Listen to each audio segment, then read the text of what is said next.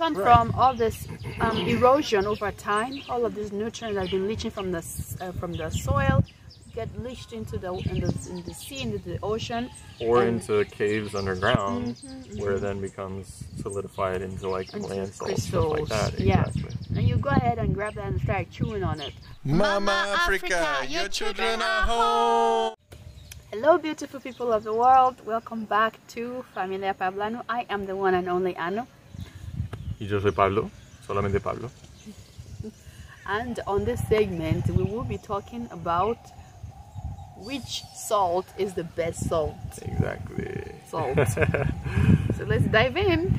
And before we begin, we want to say a big thank you to all our subscribers that's been liking, sharing, subscribing. Thank you so much. We appreciate. We appreciate Uganda. We appreciate you.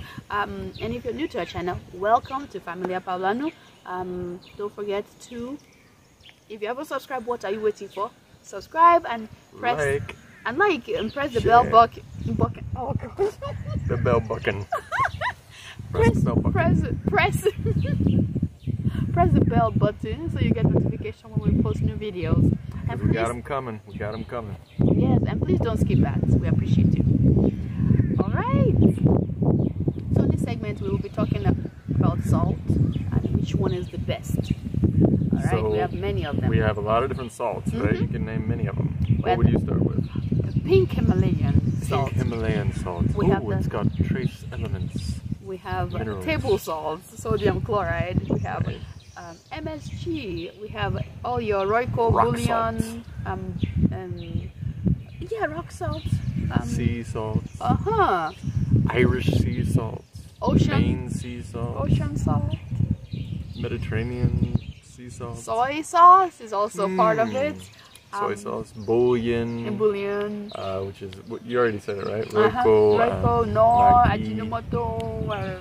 Right, Ajinomoto, so that would be like MSG, right? These are different forms of sodium. All of these are different forms of sodium, right? Sodium as an element. Yep. You got your combination of sodium chloride, right? You got your monosodium glutamates, right? MSG.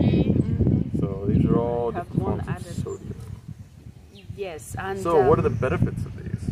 Is there any one that's... It's similar to sugar.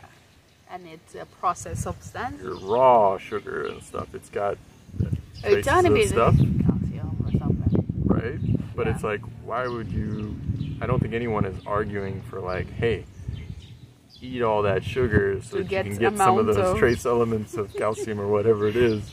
Like, there are way better ways. You can eat one bean and probably get more calcium than all of that. So no one argues for that. But when it comes to salt, like, how is it made? It's similar to sugar in the sense that it's processed. So you go to the farm. I'm gonna cut down all of the sugar cane, cut down, and now squeeze it, and then boil it, and then do some condensation until you have this crystallized sugar. Right?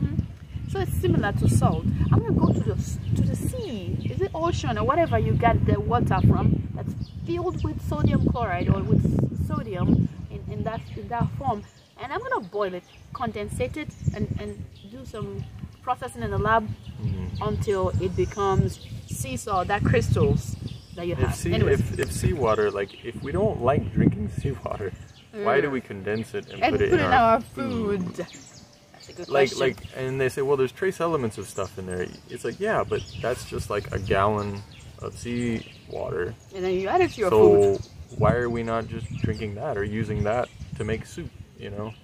But you're like, ooh, that's disgusting because it's got poop and all this. It's like, yeah, but those are the trace elements that you're boiling it down to. Is fish poop and all this other stuff that's come from God knows where.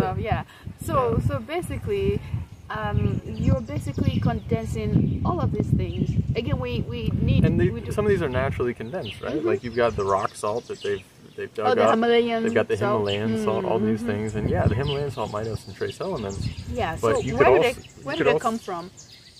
They come from all this erosion over time. All of these nutrients that have been leaching from the soil get leached into in the sea, into the ocean, or into caves underground, where then becomes solidified into like land salt, stuff like that. Exactly. And you go ahead and grab that and start chewing on it, or put in your food. again, we need sodium, potassium, magnesium, all of the electrolytes. You need it, but we find it. Where do we find it? Generally in the fruits and vegetables that we have, that you eat. It has the sodium you need, you have the potassium, and all of these things that will balance your electrolytes. So if you're taking the salt that is being processed, basically you are unbalancing your electrolytes. And as soon as you start taking the sodium, that one, the table salt and all that salt, it just take all of the liquid, all your fluid in your body, take it to your extremities, take it out of your cells. Takes it out, puts it under your skin, puts it everywhere, you know, and then it off balances your blood pressure, and before you know it, it messes with your kidneys, it messes with your heart. Yeah, you have hypertension, high blood pressure. If you want to learn more about that, see this video that we did recently about hypertension and high blood pressure. Yeah, so we're asking. Salt in that. Oh yeah, so we're asking which salt is the best salt. The answer is none of them. None of them, because again, where does all of this sodium, all of these sources that we've mentioned, right? Whether it's sea salt, whether it's rock salt, whether it's table salt, whether it's what is it, the Himalayan salt, all of these, you know, yellow salt, pink salt. Where do all these salts come from? They come from, like you said, where all of these elements, from the soil. Yeah, they're being drained from the soil into the oceans. They're being drained like that, or into these caverns where they then are mined, right? So all of this stuff.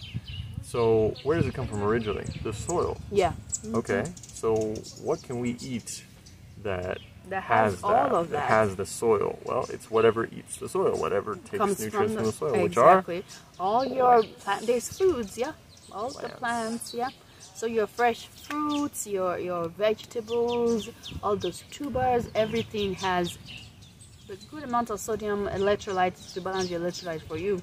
Exactly. Fruits, of course, they have it all stored up into their foods. And that's the thing, is like when it comes to micronutrients and stuff, you're talking about some trace elements of like hardly anything there. Now, if you are eating nothing but like, you know, hamburgers, you know, meat, processed breads, all this kind, and that's all you're eating, then yeah, having some trace elements in your salt might do a little something for you.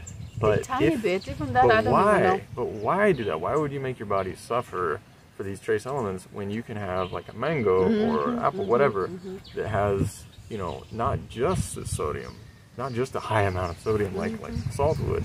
It has the right amount of sodium, as well as the right amount of potassium, as well as all these other vitamins, C, vitamin A, vitamin, you know, K, vitamin, all these vitamins in there, as well as other nutrients. So it's like, why not just eat that? You know? I mean, and I'm very, very sad because... and vegetables too, fruits, vegetables, all these things. I'm sad because why would people go ahead and think that, you know what, I'm going to put one of those trace elements that you need, I'm going to put it in this poison, so that people would always have to take this poison. Wouldn't give them any alternative that, you know, there are other alternatives. By the way. It is, just like sugar. Salt is also addictive. So they put this iodine. It says you need iodine. Yes, you do need it. Oh, that was awful. It's awful. Whoever started that? They put it in salt. When we know that salt damages your kidney, it damages your heart, it gives you stroke, and all of these awful things. They put it in the salt, and then people are gonna. You know how much you have to take of salt to get that trace amount of iodine that you need? A lot, enough to cause you hypertension, because you have to take it every day too. You know, why not just take all those fruits and vegetables that's found in nature, delicious as can be? Right. Why not do that? You know. And that's where you find iodine. That's where you find things like that. Is in nature. Exactly. You know, it's not in salts. But the thing is, people are so malnourished in places like the U.S. They don't eat these vegetables and fruits nearly as much as they need to be. So yeah, they have low iodine levels, right? They end up getting goiters and stuff like that, even with the iodized salt that they're eating, right? Even with the iodized table salt.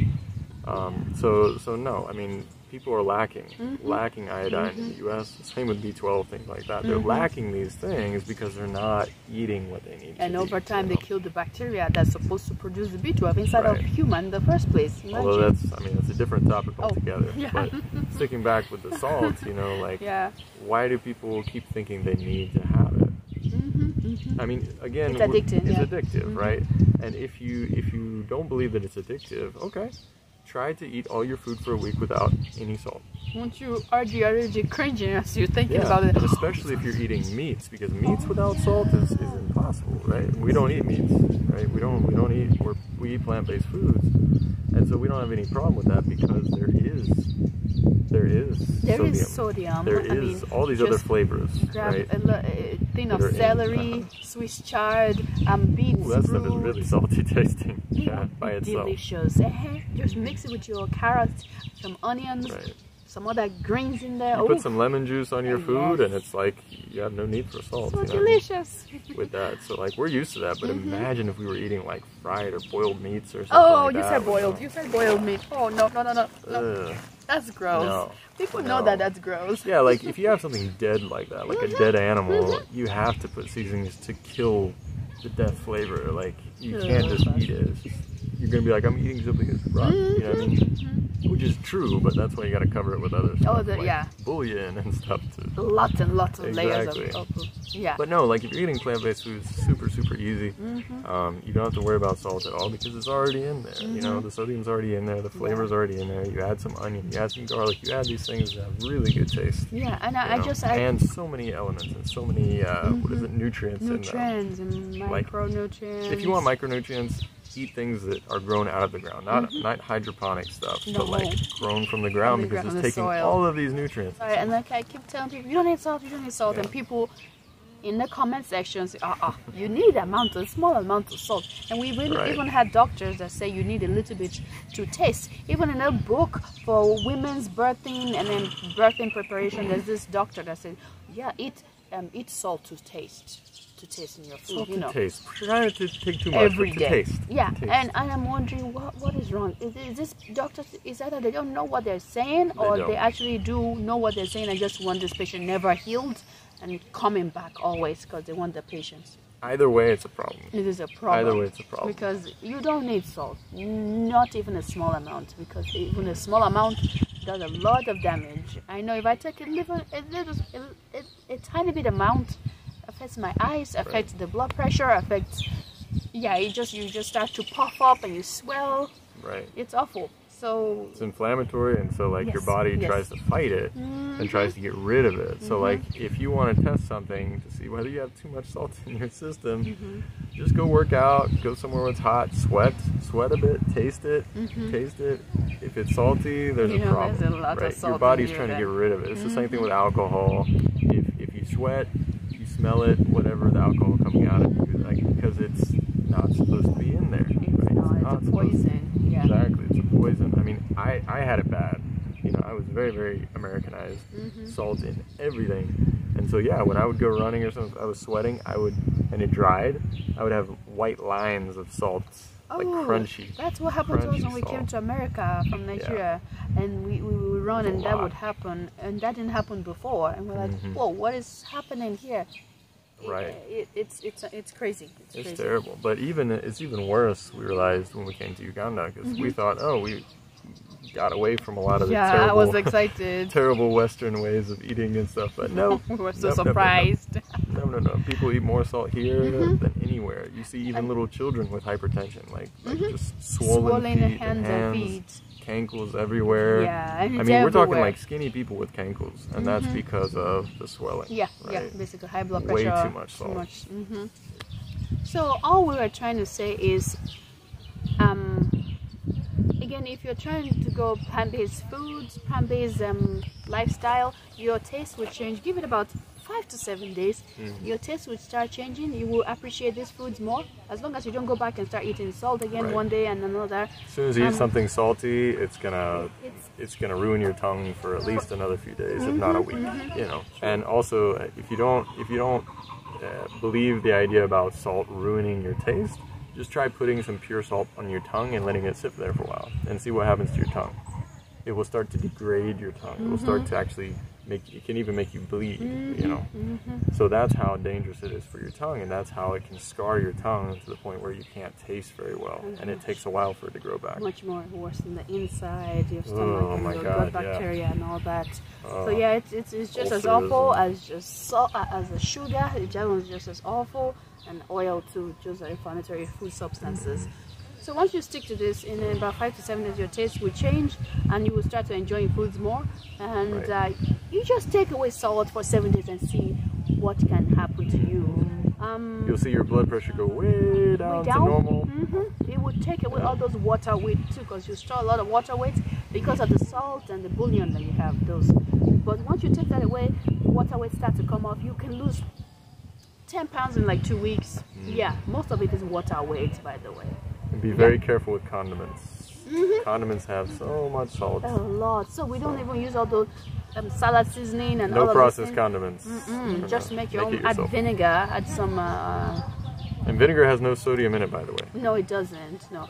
Add even some lemon juice. Lemon it's okay. juice, Yeah. sodium, Squeeze fresh lemon juice. Don't go the one on the counter where they add some chemical to it. Fresh lemons. Fresh lemons.